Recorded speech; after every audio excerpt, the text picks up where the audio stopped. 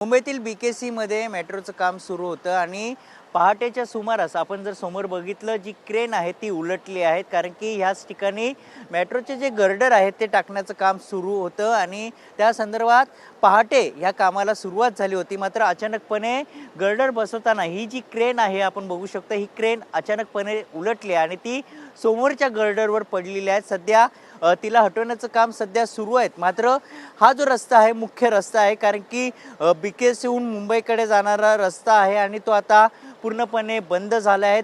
वाहतूक विभाग असेल किंवा मेट्रोचे अधिकारी असतील ते घटनास्थळी दाखल झाले आहेत.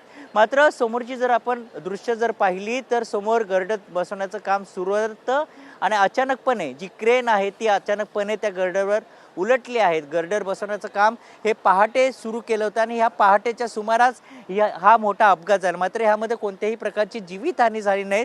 मात्र संपूर्ण जो रस्ता आहे तो बंद झाला. मोठ्या प्रमाणात वाहतूक कोंडी झालेत आणि वाहतूक कोंडी सोडवण्यासाठी आता वाहतूक पोलीस असतील, अधिकारी असतील ते घटनास्थळी दाखल झाले आहेत. मात्र ह्यामध्ये कोणत्याही प्रकारची जीवितहानी झाली नाही. सध्या दुसऱ्या क्रेनच्या सहाय्याने ही जी क्रेन आहे तिला सरळ करण्याचं काम सध्या सुरू आहे, कारण की संपूर्ण गर्डरवर हा जो ताण आहे तो आलेला आहे. त्यामुळे मोठी अपघात होण्याची भीती देखील व्यक्त होते. मात्र सध्या वाहतूक विभाग असेल आणि वाहतूक पोलीस आता जी वाहतूक कोंडी झाली ती सुरळीत करण्याचं काम सध्या सुरू आहे. कॅमेरामन सिद्धेशसह मयुराज जाधव, TV9 मराठी, मुंबई.